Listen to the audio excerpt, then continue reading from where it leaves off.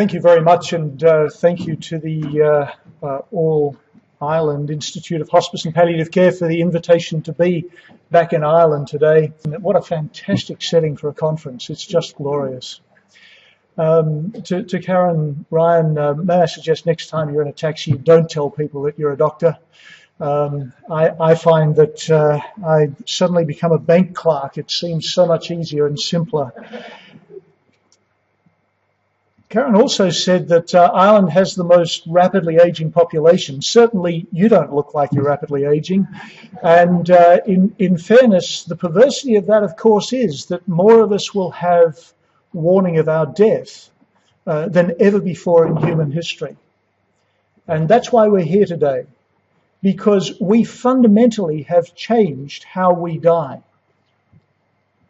And that change is why we need to think seriously about how we measure performance. Now, we could take a shortcut, because Fliss has done a wonderful job in setting the scene. We could just go to lunch. But I'm going to reiterate a couple of issues that she has outlined so well. So as we think about that, the Palliative Care Outcomes Collaborative in Australia has just turned 11, and today I get the opportunity to reflect on some of the things that have gone into to that process.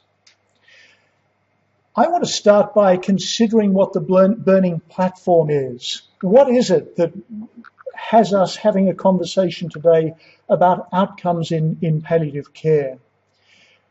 Does it make any difference if we do put something like this in place? And finally, is this cycle really feasible? Now, the beauty of conferences like this is, A, we can network, B, we can ask questions, and C, we can talk about things that we aren't going to put in writing. And that's really what I want to do in the third part of this talk, to look at the warts and all of this process, what's worked well, what hasn't worked well, and perhaps to reflect on things that can ensure that we don't, that others don't repeat the mistakes that we have made. So what is the burning platform for us to have this conversation? I'd like to suggest that that burning platform is real. This has touched on this, but I want to expand a little. Our role in palliative care is to improve the health of our community. If we can convince the communities which we serve that we are improving their health, we have fundamentally changed the interaction between palliative care services and the rest of the community. For too long, palliative care has focused on the patient and the patient's physical comfort as the end in itself. And I want to fundamentally challenge that today. It is not an end in itself. It is an end to further steps forward.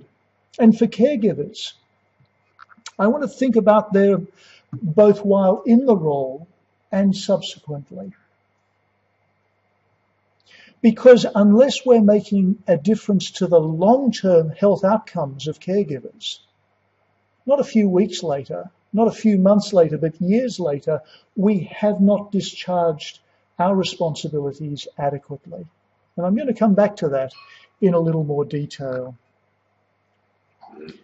You know, as we think about bereavement services, I'm sure it doesn't happen on the island of Ireland, but as I move around the world, people will argue till they go hoarse about whether you should have a card from the team at 3 months or a phone call at 6 weeks, or we should stand on our head at 6 months, all without an evidence base, and all totally ignoring the real challenges of the long-term health outcomes of caregivers. So let's put all of those things out the window right now and ensure we focus on things that are actually going to make a difference to the health of caregivers. Now, the value proposition of palliative care for the patient becomes optimizing comfort and function in 6 domains, not one. We focus on comfort in the physical domain as the major driver in palliative care, but I'd like to challenge that today also. That really we need to ensure that we are addressing the function and comfort physically, emotionally, socially, financially, spiritually, sexually in the people who face a life-limiting illness. And I put all of them there, and it's not just about comfort. It is about function. So as we think about that, think of people with chronic obstructive pulmonary disease, emphysema, who tell us they die a social death months or years before they die a physical death. The young mother that I still remember poignantly, where I did a home visit, beautiful home, third solid tumour that she'd faced, totally unrelated. And here she was dying. I remember doing that home visit because for the first 25 minutes, I couldn't work out what was wrong. She hadn't actually left the family room for 9 days. There was a small ensuite off that family room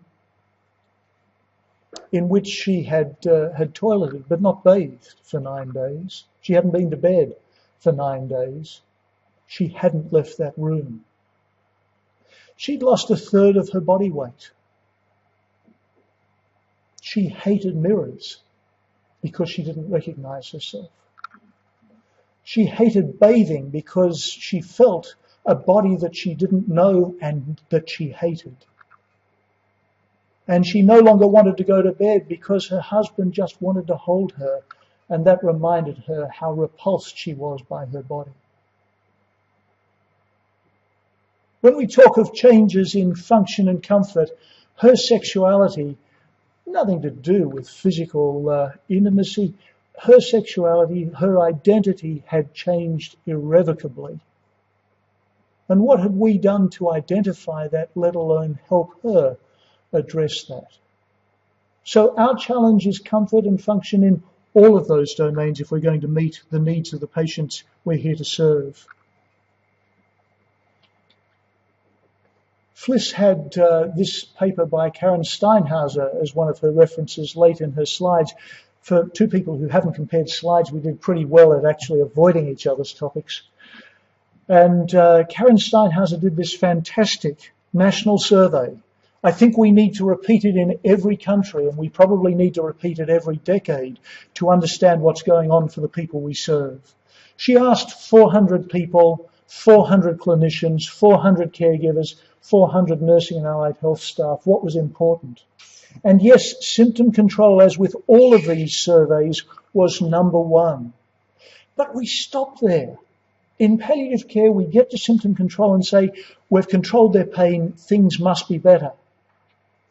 The thing that Karen Steinhauser's survey taught us, however, goes a step further, because it says symptom control and personal care. Hands up, ladies and gentlemen, anyone here who is looking forward to the day they have to ask someone to help them to the bathroom. Hands up, the person who is looking forward to saying, I actually can't do this myself anymore, and there is no possibility that I will be able to do it again. And yet, as we come to invest in palliative and supportive services, if you get a new position, is that going to be for a physiotherapist? Is it going to be for an occupational therapist? Or is it going to be for a nurse or doctor?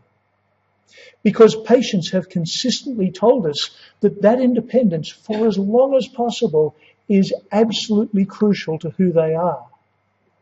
And I would wager that certainly in my country, we ignore that day after day in our service models. Because symptom control and physical independence for as long as possible is an enabler for all of those other things that we see there. The ability to prepare for the end of life, achieve a sense of completion, what is the legacy that that person wants other people to know about? Be consulted about treatment preferences, and the fact that patients have to tell us, I want to be treated as a whole person, suggests that that happens far less than perhaps we would care to admit. The other part of the value proposition, as I've said, is ensuring the well-being of caregivers in the long term. These are data from a population-based survey which we undertook in South Australia. In this, we asked people, have you been able to move on with your life? We asked them that, and then we mapped out the time since the death of someone who was close to them for whom they provided care. And finally, because we didn't preface any of this with a discussion about palliative care, we asked, did you use a palliative care service? So we did nothing to prime their response. And in the solid line at the top, you can see that if you used a palliative care service, you are more likely to be able to move on. From quite early on in that phase, it's not cause and effect. I stress this is not cause and effect, but it's fascinating to see the relationship between the two. In the dotted line, these are people who didn't use palliative care services in exactly the same setting. Now, there are three things on this graph. Firstly, there's a big difference from early on.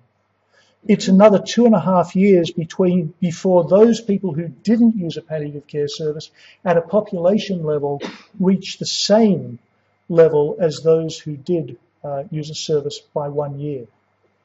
That's a long interval there. But I want to return to my point about bereavement services just for a moment, because if we look over on the right-hand side of this graph, what we see is that at 5 years, 1 in 7 people say they have not moved on, irrespective of whether they used a palliative care service or not. Now, again, I hope it's different here, but I'm not aware of any palliative care service in the world that is actually addressing those needs, because they're the people we should be flagging to their general practitioner, to their family. These are people at high risk. Come with me once more to the bedside. I looked after an extraordinary woman in her late 30s who had lymphangitis carcinomatosis. Her lungs were being replaced by tumour from breast cancer. I remember distinctly doing the ward round on the Saturday morning where her family had flown in from the four corners of Australia, which is some days no mean feat. And she said to me, one breath at a time, for one word, I am not going to say goodbye because I'm not going to die. Now that took her 1.5 minutes to tell me. She died later that day, and her husband, who was a policeman, had been given leave, and he'd looked after her for 15 months on fully paid leave from the police force. 2 daughters, 7 and 9. The centrality of his care for her was a high risk. Their relationship was a high risk. The 2 daughters who had to be fed and cared for that day still put him at high risk. What did we do? I expect we sent him a card at 6 weeks and phoned him at 6 months, as we always did. I saw him just over 2 years later in the local shopping centre. I didn't recognise him. I didn't recognise him. He was unkempt. He had ceded the care of both of his daughters to his in-laws. He had lost his job. In fact, he'd lost his way in life. He was drinking heavily. And we, as a service, failed him dismally. How many people do we fail dismally in exactly the same circumstances? We lose touch with them. We don't contact their general practitioner to say this person is at really high risk of complicated grief. We move on and they don't. The other thing to say in terms of burning platforms is that since we started the Palliative Care Outcomes Collaborative two other national organisations have been charged with measuring outcomes in palliative care. The details probably don't matter particularly, but what it says to me is that health is now measuring more than ever before, and if we don't take ownership of it, someone else will. And it reflected the National Palliative Care Strategy, which asked us to look at appropriateness and effectiveness of services. And as we did that, it put measures of success out there, which include outcome data and trends from relevant data collections. There's no doubt that we have to take ownership of this, or others will. And so a lot of process measures. They're easy. Anyone can put those together. Workforce, how we use acute systems, again back to workforce, how many services are participating in palliative care outcome collaborative data collection. But at the end of the day, that's well removed from patient care and patient outcomes. So we need to lead this, because if we don't, someone else is going to do it for us. And we have traditionally in hospice and palliative care said we do a great job. But we're a bit like pediatrics some days, aren't we? You know, there's health and then there's pediatrics, because they're very special, or in some cases very, very special. And in palliative care, we have been guilty of the same thing, haven't we? You know, there's healthcare and then there's us, because we're very special, or sometimes very, very special. We are special, and then there's the services we run, which are very, very special, and they shouldn't have the same accountability as everyone else, because frankly we do just such a great job. I mean, I am not standing here at close to 100 kilos because I haven't had chocolates from patients over the years. I've had flowers, I've had thank you cards, but that doesn't convince our community. That doesn't convince our politicians, and frankly, nor should it. All services sincerely believe that they are doing a great job, but to paraphrase George Orwell, some are doing a greater job than others. And we know that. I can ask you today quietly, as an aside, one by one, which service wouldn't you go to in Ireland or Northern Ireland? And you'd tell me, and you'd know. And part of that is a postcode lottery, isn't it? For the people who live in that community. You go to a hospital and ask, who's the orthopedic surgeon I shouldn't see, or the ophthalmologist, or the cardiologist that annoys everyone and really has bad outcomes? Why is palliative care any different to that? There are services that I would not want to see if I had a life-limiting illness as I move around the world. Why are we any different to the rest of the community? And just to illustrate that, just to prove that this isn't me rabbiting on needlessly, you know, when the Fliss quoted from the Institute of Medicine that when the Institute of Medicine Foundation put together the Choosing Wisely program in the US, they asked every discipline to say, what are 5 things we could stop doing while still delivering great outcomes and better value care? And they were specifically instructed, I've stressed this, specifically instructed to deal with their own discipline. What did palliative care do? We had a go at the cardiologists. We had a go at the radiation oncologists. We had a go at the geriatricians. In fact, 4 of the 5 in palliative care were about what everyone else was doing badly. The 5th was so far from evidence-based that it shouldn't have even made the list. And we can talk about that later. So what's the other part of the burning platform? Although these data are more than a decade old, I think they illustrate perfectly what happens. This was a consecutive cohort of people who were asked, what's happening for you? How are you doing? And then they were given a structured questionnaire. And what a contrast. If you just ask that wonderful open-ended question that we were all taught in communication skills training, how are things going? People volunteered a median of 1 issue. And I'd like to suggest that's because that's how we've trained people to interact with us as patients. In primary care, you don't get beyond 1 issue in a standard consultation. In many specialist circumstances, you really don't get beyond 1 or 2. And yet, look at it. When you ask systematically, you've got 10 responses. And when I said to colleagues, what do you think? They said, well, they can't be that distressing. They are. In fact, more than 50% of those that were not volunteered were still distressing. We're not doing nearly as well as we think we are as we rush through our clinical care.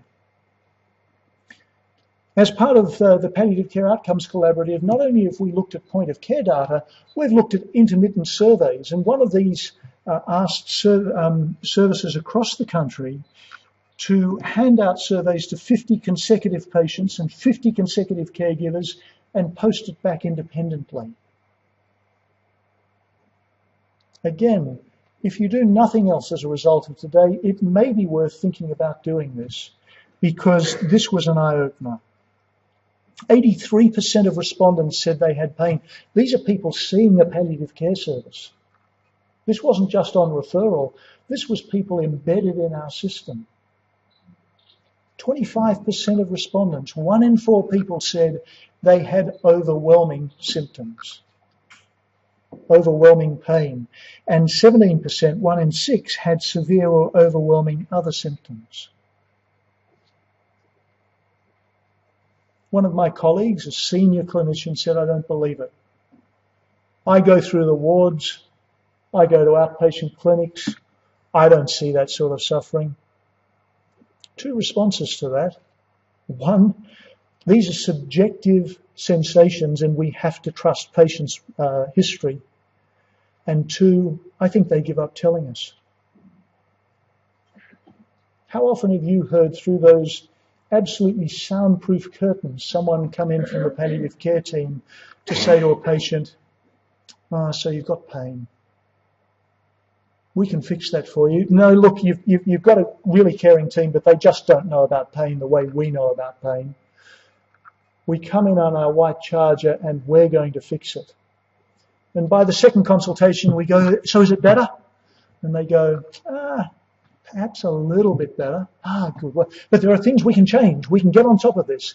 And by about the 5th consultation, when we say, how's it going? They go, it's fine. When people shrug their shoulders and go, it's fine, they're probably in that 25%. So we have a burning platform. We think we're delivering great care, but we will only know that if we measure it. And that's the confronting part of this, because as we measure it, we will be confronted that we're perhaps not delivering the services that we believe that we had. What about caregivers? Same survey, 1,800 people across the country from a consecutive cohort. 1 in 5 said they had severe or overwhelming anxiety. How close are we to coming to identifying, let alone addressing, that sort of suffering? Family anxiety, almost half of people said that it was overwhelming or it was overwhelming. Again, how close are we to even identifying those people, let alone responding? So I'd like to suggest there is a burning platform, even for people who manage to navigate the health system and get a referral to us. Because I agree totally with Fliss's triangle diagram with the blue rectangle. I'd put at the top of the list, however, the ability to navigate the health system. That's the biggest predictor of whether you get referred to palliative care or not. And it shouldn't be the case. So we've got a burning platform. Does it help? Well, if you're only awake for 30 seconds today, this is the 30 seconds. These are data anchored right back in the second half of 2008 for all the participating sites. Now, site numbers varied a little and new sites came on board in that time. All of those things happened. But what I want you to notice is that for all of these, we see improvements at a national level. In symptom control, in family well-being, in psychological well-being, In pain, actually wasn't significantly different, but it was heading in the right direction. All of the other symptoms improved. And in the next anchored data series, we saw exactly the same pattern. So the great news is, if we provide timely feedback of well-analyzed data that has been collected for purpose, that process actually drives improvement. What a fantastic thing to be able to say, that we can systematically improve the care that we offer patients and their families. These are world-first data. And what they say to me is that if we measure and reflect, we can do something truly extraordinary. It is confronting. It has been tough. It wasn't easy to get to where we are, but I want to assure you it is worthwhile. So what does it look like in the Palliative Care Outcomes Collaborative? We have routine voluntary point of care data collection. The data, importantly, are owned by the service that collect it. They will provide that for national benchmarking, but they own the data. We've also done periodic snapshot data collections, which you've seen in those data a few minutes ago from patients and caregivers, and then some developmental work in one-off collections. What does the architecture look like? Data that we collect only once. So baseline data and clinico-demographic data. Data at change of episode, i.e. where you change physical place of care, moving from home to hospital, hospital to home again, hospital to skilled nursing facility. At each of those points we collect data. And then phase, which Fliss has already beautifully introduced for us, and is really a crucial part of understanding the patient population that we serve. Our assessment tools categorise very similarly to the work that has been done in the OAK collaboration. Phase is crucial in creating a common language and being able to describe the patient population we see.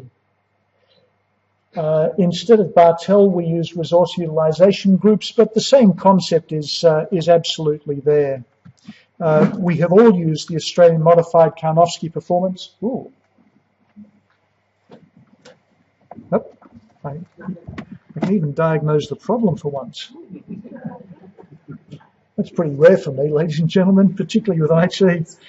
The Palliative Care Problem Severity Score and a Symptom Assessment Scale. Now, importantly, as we think about those, the question is, does that meet the needs? And we had, again, one of the references from Fliss was from Sydney Dye from one of her earlier papers, but the 2015 paper looks at measuring what matters, and Sydney, who works at Johns Hopkins in Baltimore, put together this list with a group nationally in the United States. Again, very similar measures as we think about what we've captured in just those five measures that you've seen. Symptom assessment scale is patient reported. The problem severity scale is clinician reported. Again, 0 to 10 numerical rating scales or categorical scales. And, the sicker you are, the more abstract 0 to 10 numerical rating scales become. We need to understand that it is a very abstract concept, and that like-it scales probably have an important role to play, particularly late in life. So with that data collection, we want to impinge on clinical time as little as possible. But, many of you will have visited Eduardo Barrera's work, either when he was in Edmonton or more recently in MD Anderson. They have a big texter, and they colour in the chart at the end of the bed for the 3 most important symptoms and how you're doing. And you can't help but not miss how that person's actually going in their 3 top symptoms. So the big question today is it feasible? Well, I just want to go through some key principles of what has been part of the success of Palliative Care Outcomes Collaborative, and then look at some warts and all reflections on things you'll never see us write down, but that we probably need to reflect on if we're going to be honest. Firstly, this was a coalition of the willing. It wasn't mandated from government. It wasn't mandated by funders. And we started, I think, with only 17 services who were prepared to really go out on a limb and start to collect this with no knowledge of whether it was going to make a difference or not. That was brave of them, and that bravery, I believe, has been rewarded incredibly well over the years.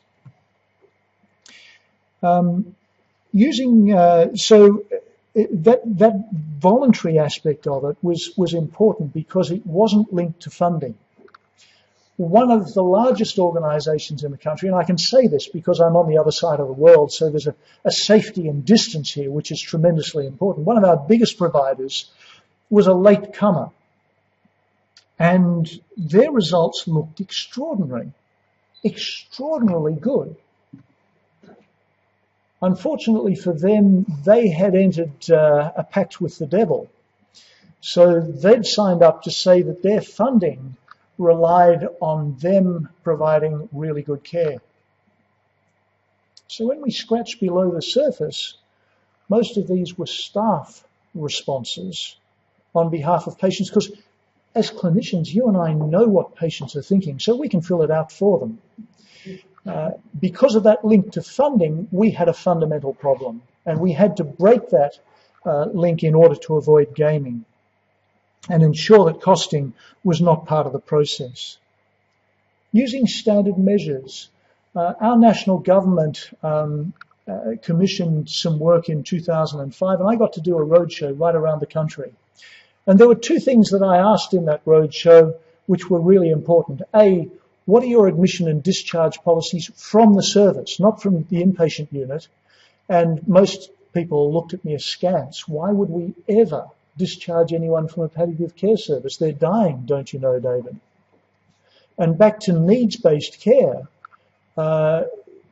really, you and I often deal with crises really well, and after that, that person can return to their usual care team or their primary care team with absolute confidence that they will get excellent care and that they can come back into the system of specialist care if they need it. The other question I asked in that roadshow was, what are your measures of patient well-being? And most services, in fact almost all services in 2005, had to say, we have no measures that we are using consistently. So if the Palliative Care Outcomes Collaborative nationally has done nothing else, it has had us adopt some standard measures. Are they the right ones? I love IPOS. If I had my time again, we'd probably look at that, and IPOS in its current form wasn't available when we started thinking about this in 2004. Would we use RUG-ADL again?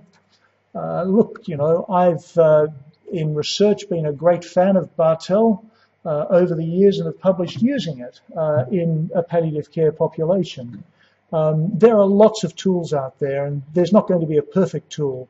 But at the end of the day, any standard measure is going to be better than no standard measure, and I think that's important for us to consider. How evidence-based are our measures? Again, we could improve on that tremendously, and the validation that has been done around something like IPOS means that you and I can have confidence in it in the population we serve across their disease trajectory. And so it is crucial that we think about that. It also means that we need to think about benchmarking, and Fliss and I have been involved in an international collaboration trying to define the key domains that need to be measured and then some of the tools that would tick the boxes in that process. In that conversation, suddenly you see that Cancer Care Ontario at point of care is collecting the Edmonton Symptom Assessment Score on more than 60% of all people with cancer right across the province. And when I say right across the province, Ontario is the size of France. So it's no mean feat to have that really rolled out that way. For us to benchmark with them makes a lot of sense. I want to understand what we can do better. I want to understand how we make our service the very best service that it can be. And that's going to require us to have really tough conversations about what's not working well. The next thing is to develop data literacy. One of the things about the Palliative Care Outcomes Collaborative, rightly or wrongly, is that once we started presenting data in a particular way, we continued to present data in the same way. So that people who were not used to reading data, not just in palliative care services, but their funders, the administrators, and the departments of health, could get used to what was being reported and how to read it and interpret change.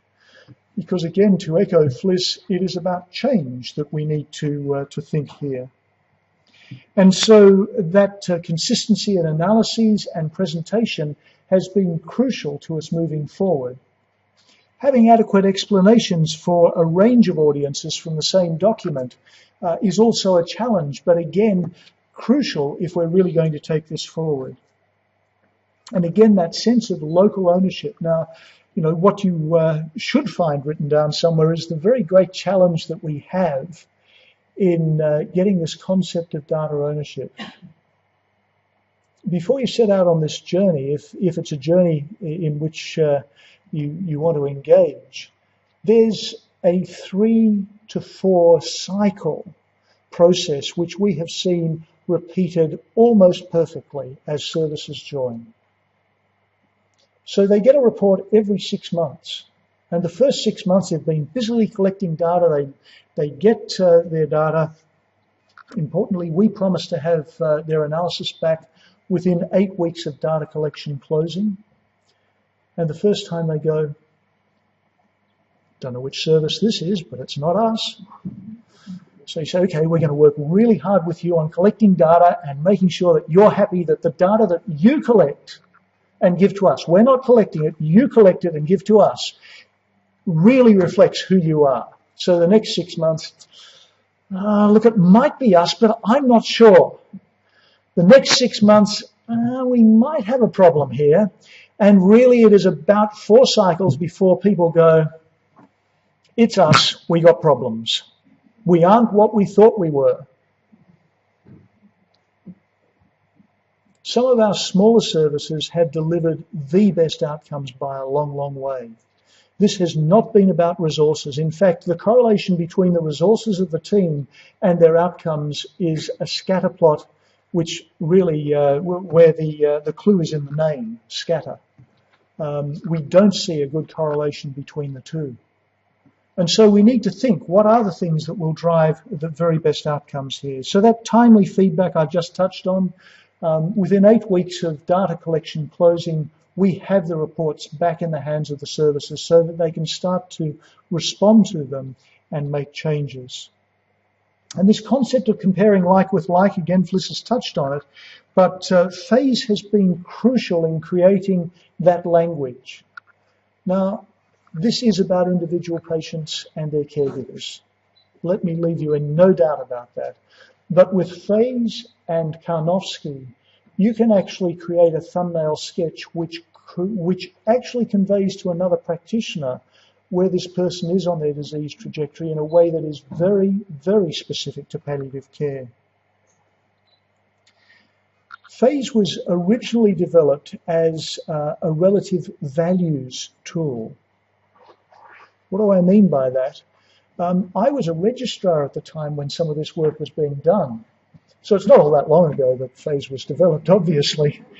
And we had to, it was a bit like working for one of the big accounting firms. You had to account for every 5 minutes of your day in developing phase. And so I had to put down in 5-minute aliquots exactly what I was doing, who I was seeing, and why I was seeing them.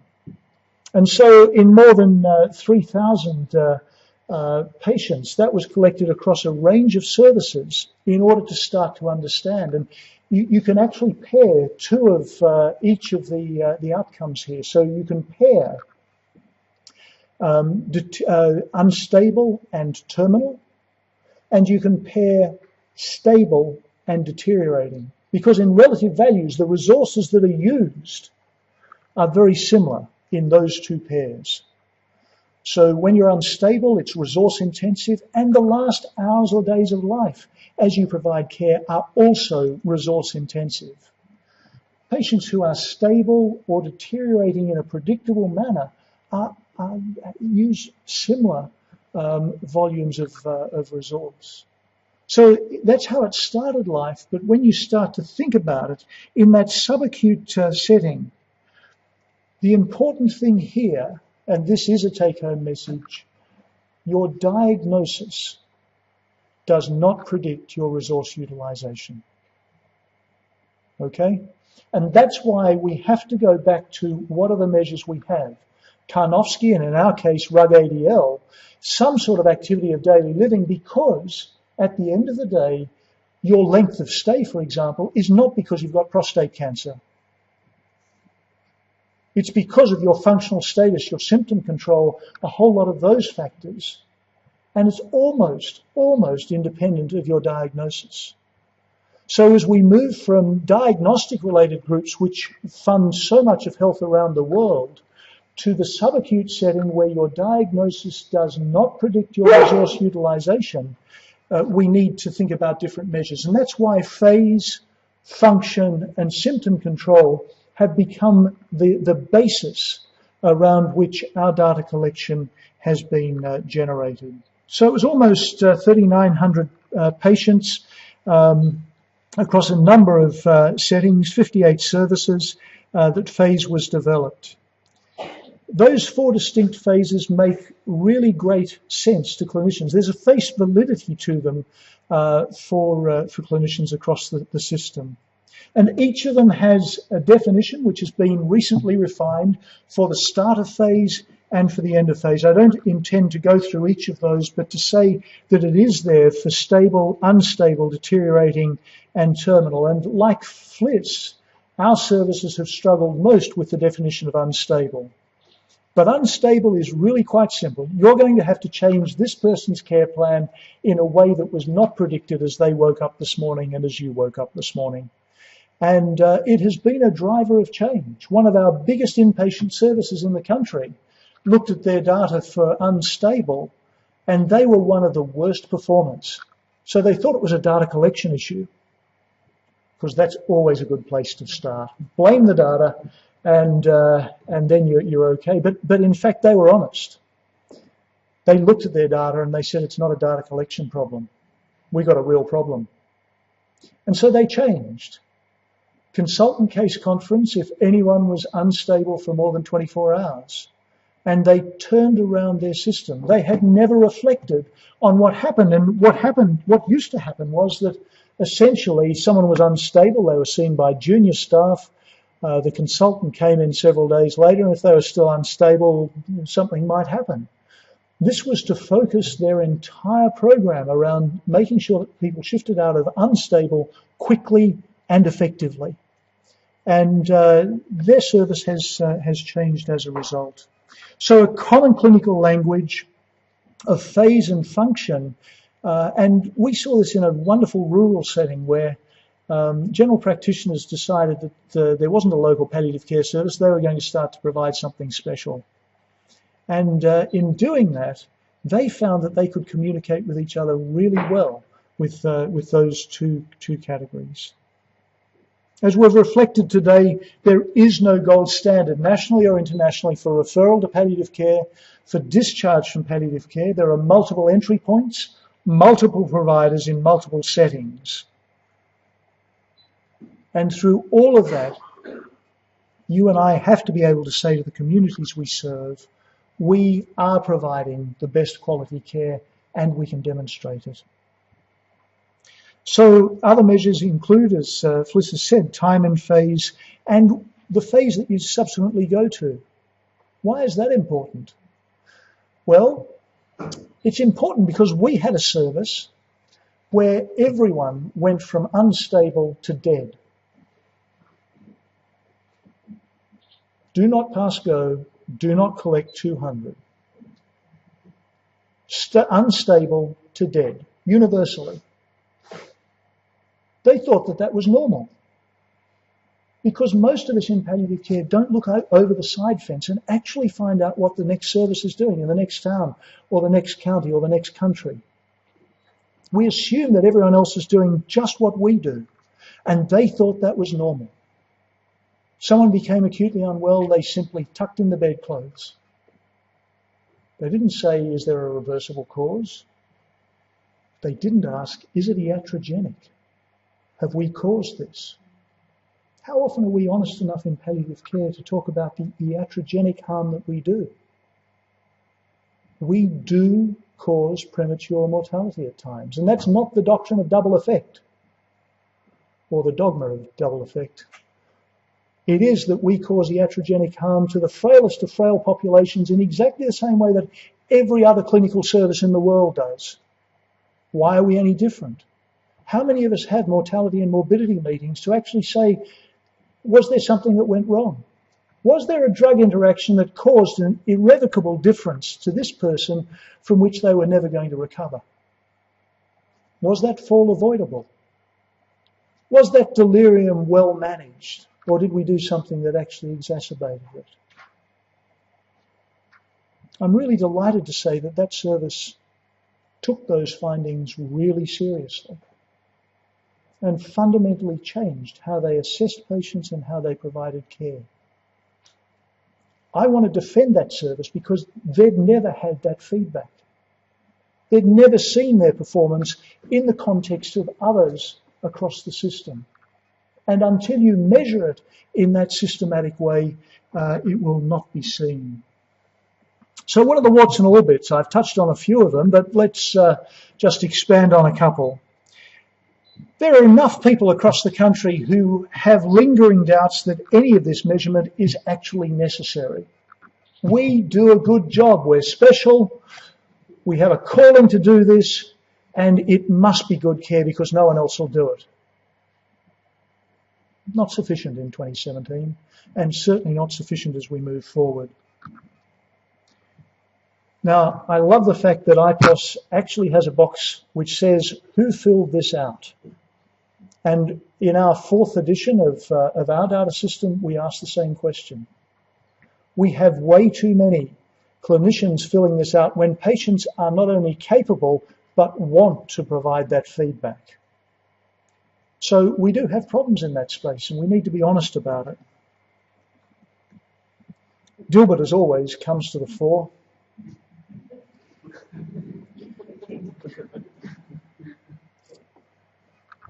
I don't believe that we have provided adequate feedback to people at the coalface. And we've worked hard, but not hard enough, to provide individual service level reports that really can sit at the nurse's station and have people say, here's where we want to be, here's where we were, here's where we're going. We can do that much better, and we haven't done it well, I need to be honest. We still have this assumption that every service provides care in the same way. Nothing could be further from the truth. We've already said getting a referral to palliative care is a lottery. If you have COPD, getting a referral to palliative care is a really long shot. What is it here? 1 in 10 people with who will die predictably from COPD get a referral? 1 in 20? 1 in 10? 1 in 5? It's certainly not 1 in 2 or 2 out of 3. And so we assume that that's the case. And then our choice of tools. Look, in 2017, I would start this very differently. And I think we can be far smarter in the tools that we choose and that we embed into practice. So at the end of the day, I believe there is a burning platform that we have believed, and it is a belief system, that we provide great care. I don't want to in any way disabuse people of that belief. I simply want to say that in conjunction with that, we need to measure carefully what we do and reflect on those findings. Because patients will tell us honestly if we ask them in an environment where they can respond with honesty. And when they do respond, we need to be showing that we are responsive. Benchmarking has been a fantastic process for us. We've brought services together in all sorts of combinations, geographic combinations, size of service, models of service delivery. We've got some communities of practice that are separately now benchmarking with each other.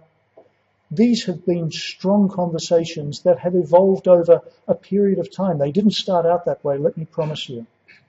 You know, we started with totally de-identified data. We still have that. People can put up their hand. We assigned fruits one year. So that, you know, there was the grapefruit and the mango and the pawpaw, and there was the group who put up their hand and said, "We're the lemon. Can we get some help?" But this is about the intellectual honesty of saying, how do we systematically improve what we do? And it's been a long and steep learning curve for us. We haven't got it right every time, as you can see from warts and all. But we continue to learn, we continue to evolve, and I'd like to think that as we move forward, we will be able to improve that. To leave you with one thought, perfection is the enemy of progress. You've just got to start somewhere.